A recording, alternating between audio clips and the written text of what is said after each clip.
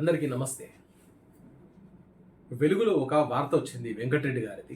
రైతు భరోసాని ఆపేసిందని. అది రైతు భరోసా కాదు సార్, రైతు బందే అది.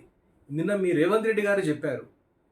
రైతు భరోసానో రైతు బంధు పేరు ఏదైతే ఏమున్నది ప్రజలకు చేరింది కదా అన్నాడు. అంటే ఒకవేళ ఆయన రైతు భరోసా ఇస్తే గట్టిగా మాట్లాడేది కదా, అక్కడ అనలేదు. కోమటిరెడ్డి గారు ఏమన్నారు ఒకసారి చూద్దాం. బీజేపీ బీఆర్ఎస్ రాజకీయ నేతలకు రైతులు బలవుతున్నారని మంత్రి కోమటిరెడ్డి వెంకటరెడ్డి మండిపడ్డారు. వర్షాలు లేక తీవ్రభావంతో రైతులపై ఆ పార్టీ లీడర్కు ప్రేమ లేదని విమర్శించారు. తన స్వార్థ రాజకీయాల కోసం నోటికాడ బుక్కలు లాకోవడం సరికాదని మంగళవారం అన్నారు. రైతు భరోసాను ఆపించిన బీఆర్ఎస్ను ఓడగొట్టండి అని చెప్పారు. సార్, మరి గత శాసనసభ ఎన్నికల్లో రైతు బంధును ఆపేసింది ఎవరు సార్? మీరే కదా సార్. మరి మీరు ఈరోజు బీఆర్ఎస్ చేసిందని చెప్పి ఎక్కడ అంటారు? బీఆర్ఎస్ ఎక్కడ కూడా కంప్లైంట్ చేయలే. ఎందుకంటే కేసీఆర్ గారు క్లియర్గా చెప్పిండ్రు, ఒకవేళ వాళ్ళు రైతులకు చేరవేస్తామన్నా డబ్బులు చేరనియండి, ఎవరు అడ్డుకోకుండా అని చెప్పిండ్రు ఆయన. బీఆర్ఎస్ చేసింది ఎలా అంటారు? బీజేపీ చేసింది వచ్చు కదా. అడ్డుకున్నది మీరు గత శాసనసభ ఎన్నికల్లో, రైతుల పుట్టగొట్టింది మీరు.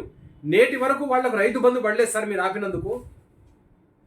మీరు ఏదో కొందరికి మొన్న వేసిండ్రు, తెల్లారే ఆపేసిండ్రు. దీనికి కర్త కర్మ క్రియ అంతా కాంగ్రెస్ పార్టీయే సార్. గత శాసనసభలో ఎన్నికల్లో ఆపేసి రైతులను అడ్డు విరిచింది కాంగ్రెస్ ప్రభుత్వం. మళ్ళీ ఈ కేసీఆర్ నిలదీస్తున్నాడు, కేసీఆర్ అడుగుతున్నాడు అంటే ఎన్నికల ముందు, అంటే ఎన్నికలు జరుగుతున్న సమయంలో అనాలోచితమైన నిర్ణయం తీసుకున్నది మీరు.